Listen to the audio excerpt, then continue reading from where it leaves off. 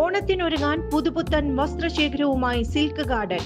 ഓണം അടിച്ചുപൊളിക്കാൻ കിടിലൻ ഓഫറുകൾ.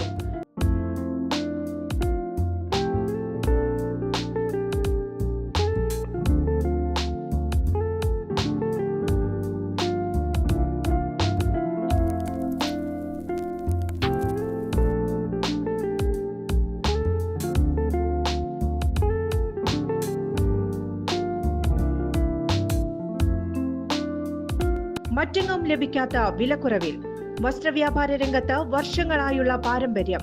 ഇനി മടിക്കേണ്ട, ഞങ്ങൾ നിങ്ങളെ സ്വാഗതം ചെയ്യുന്നു. വന്യജീവികളിൽ നിന്നുള്ള സംരക്ഷണത്തിനായി കെ രാധാകൃഷ്ണൻ MP-യുടെ അധ്യക്ഷതയിൽ വടക്കാഞ്ചേരി ബ്ലോക്ക് ഓഫീസിൽ വിളിച്ചു ചേർത്ത യോഗത്തിൽ വനം വകുപ്പ് ഉദ്യോഗസ്ഥർക്കെതിരെ രൂക്ഷ വിമർശനവുമായി സേവ്യർ ചിറ്റിലപ്പിള്ളി MLA-യും UR പ്രദീപ് MLA-യും. വനം വകുപ്പ് ഏകപക്ഷീയമായി തീരുമാനങ്ങൾ എടുക്കുകയാണെന്ന് സേവ്യർ ചിറ്റിലപ്പിള്ളി MLA ആരോപിച്ചു. ആരെങ്കിലും വീട്ടിൽ നട്ടുവളർത്തിയ മരം മുറിക്കാൻ ശ്രമിച്ചാൽ ചാടി വീഴുന്നവർ വേണ്ട സന്ദർഭങ്ങളിൽ ഉണർന്ന് പ്രവർത്തിക്കുന്നില്ലെന്ന് MLA കുറ്റപ്പെടുത്തി. ആരെങ്കിലും ഒരാൾ ഒരു കൃഷിക്കാരൻ അവൻ നട്ടുവളർത്തിയ മരം ഒന്ന് മുറിക്കാൻ ശ്രമിച്ചാൽ അവിടെ ചാടി വീണ് ഇടപെടുകയാണ്. അല്ല, ആ ഒരു ശുഷ്കാന്തി ഈ വന്യമൃഗങ്ങളുമായി ബന്ധപ്പെട്ട് ഉണ്ടാകുന്ന ഭീതി അകറ്റുന്നിടത്ത് ചെയ്യണ്ടേ? ആ നിർവഹണത്തിന് സന്നദ്ധരാകുന്നില്ല.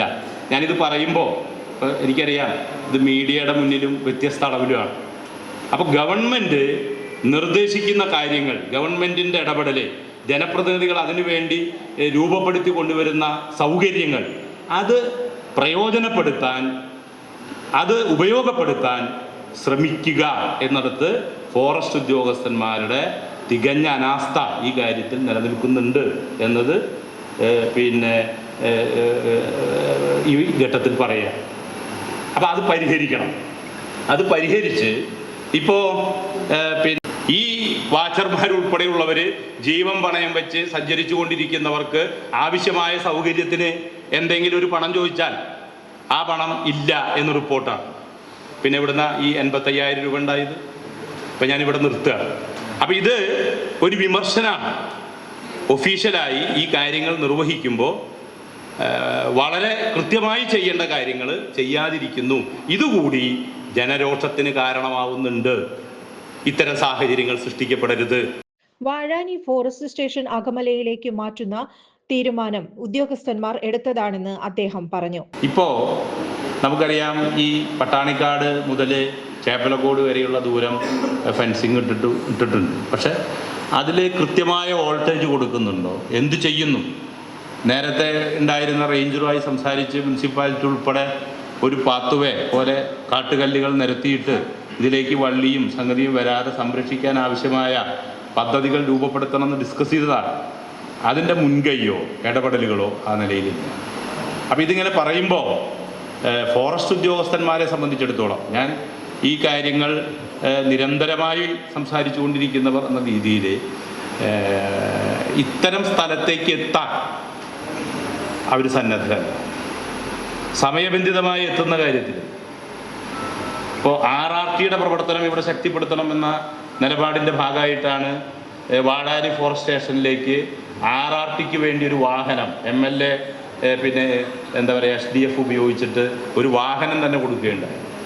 അപ്പോൾ ആ വാഹനം ഉപയോഗിച്ച് ഈ കാര്യങ്ങൾ നിർവഹിക്കുന്നതിന് പ്രത്യേകമായ പിന്നെ വാച്ചർമാരെയും ഏർപ്പെടുത്തിയിട്ടുണ്ട്. അപ്പോൾ ഈ വാച്ചർമാരെ ഏൽപ്പിച്ച്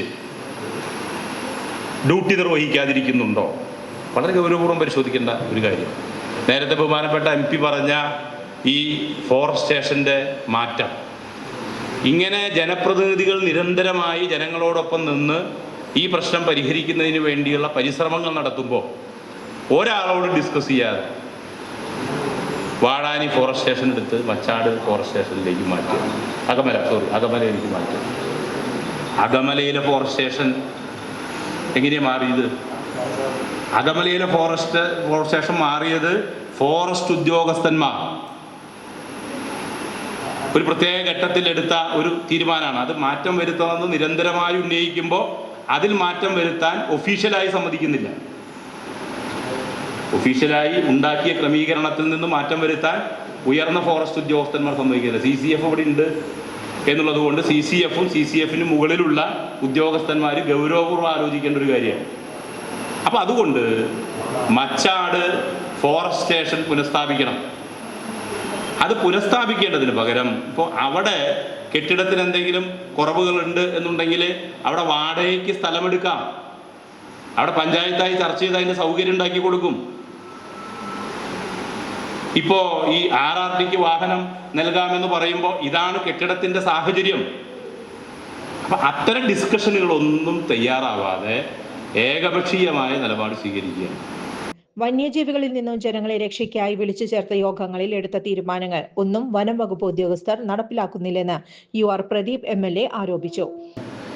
കഴിഞ്ഞ ദിവസം ഏറ്റവും അടുത്ത യോഗം ചേലക്കരയിൽ വിളിച്ചു കൂട്ടിയിട്ടായി. ബഹുമാനപ്പെട്ട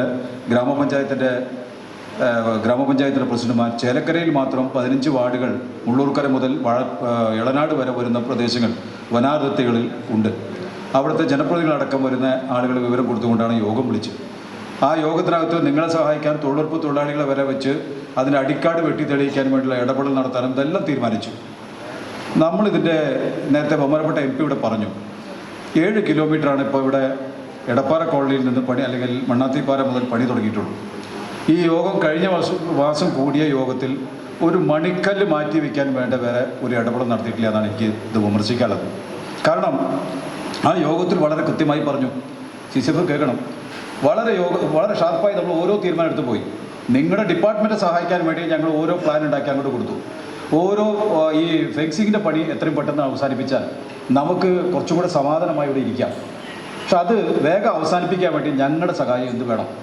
നിങ്ങൾ ചെയ്യേണ്ട പണി ആഴ്ചയിൽ ഇതിൻ്റെ ഫെൻസിങ് പ്രവർത്തനവുമായി ബന്ധപ്പെട്ട് MLA ഓഫീസിലോ അല്ലെങ്കിൽ ബന്ധപ്പെട്ട ഗ്രാമപഞ്ചായത്ത് നിങ്ങൾ റിപ്പോർട്ട് ചെയ്യണം. അറിയിച്ചതാണ്.